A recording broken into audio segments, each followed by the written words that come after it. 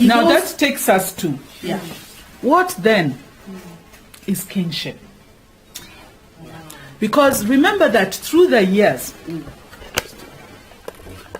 we were being influenced as we moved along. Yes.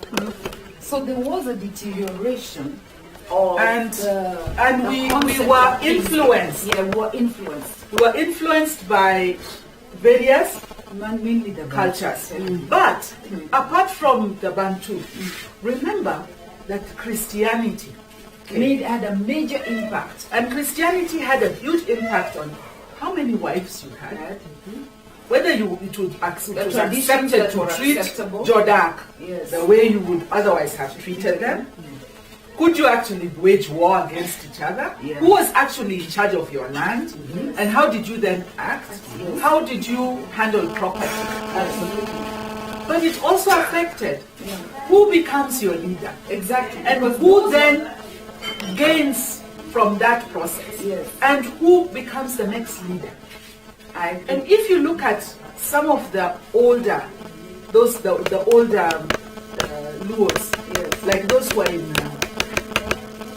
Nyakach, leadership did not come because you were the next in line. No, it was about it was gifting, and it remains so. Yes. And you will find that the choice was made by the leader himself, with some consultation. Yes, like the but you had to have presented yourself. No, not necessarily qualified for it. Yes. Not this is handed to so because it's beyond that, because it's the next generation. Because then what then becomes true kingship? It doesn't. You then find anybody says, I'll just go down my line with these guys. Yeah. Whereas, remember that you gave birth more than one son. Yes. And they retain the authentic power and authority by giving it only to those who are. So, do you not see that it is possible? Do you not see that it is possible that we lost that ability to choose a king because we stopped following our own cultures and traditions? And the reason why, as a community, we are lost. Yes. Our children, there's so much incest, confusion, and so on. It's partly because there is no leadership that truly understands what we are all about and what are our beliefs as a community and as a culture. So kingship still exists. It's a bloodline thing. It is because it remains a bloodline. Yeah. But unless we start to go back and reach into ourselves and then start to follow them and get them back, are we not as a Luo community losing? We have lost so much out. And therefore, what is kingship? And what is around that kingship that we see as values that we can look at and say, if we select a king or someone who can be a leader, what are those values we were looking at? Yes, those things in that person that we can look at and say, I can follow. Yes. Okay, within the narrow bounds of an oral history, which is usually limited to the accurate translations by third parties and succeeding generations, within the bounds of oral history, the emphasis that has been put down by historians and real leadership was that principally, and the first thing they looked for was what you call Yanen.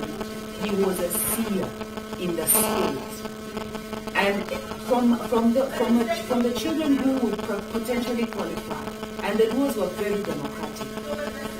Even though you were a king and you had sons, if none of them showed promise, you looked around the village, you looked around to see who was carrying this spirit. And so the spirit of a seer, he could see in the spirit, he could communicate in the spirit realm and operate from there. Then automatically, he meant he already had power.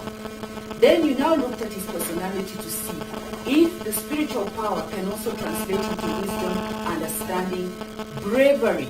Courage was the principal thing. Courage in war. You had to prove yourself on the battlefield. You have to prove yourself with wisdom and understanding. You have to be able to sit with elders to learn from them. So there would be a whole mass of young men doing all these things, and then one would emerge as a leader on the basis of the competitiveness of the environment.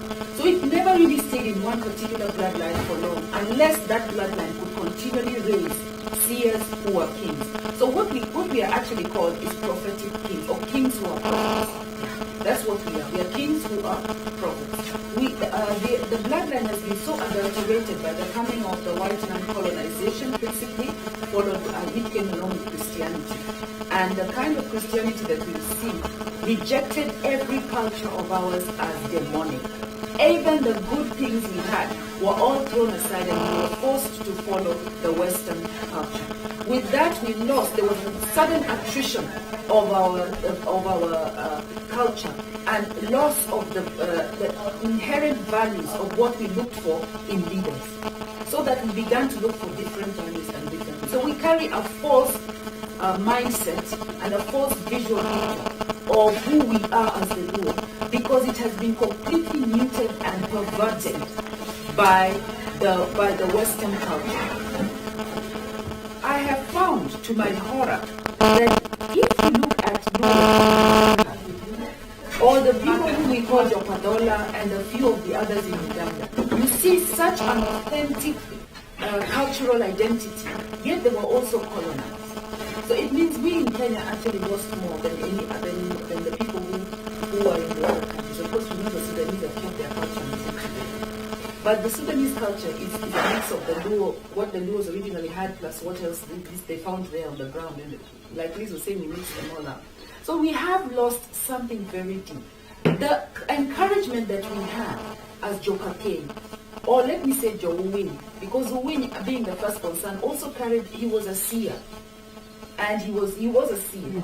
He had very strong prophetic or divination powers. So the spirit that we carry inside of us, the bloodline that we carry, the genes we know defines the man. We carry that bloodline of kings.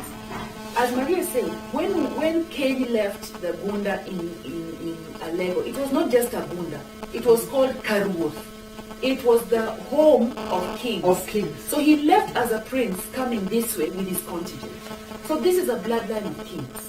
And we are up till now, you cannot marry, if you are Kakeny, you cannot marry in Karuoth. Anybody in Karuoth. I brought that up with Mama, what's her name? Mama Valens. Yes. And she was arguing with me about that. But I know I am right. No, you're right. And she probably married her relative. Yes. Yeah. Because she came from Alego Karuoth, and she married from the home of a Kakeny person. Then I'll Kakeny Mawin, yeah, she's married with Uwin, and she's from Karuoth. So she actually committed incest by Luo standards, which is, never mind. Why?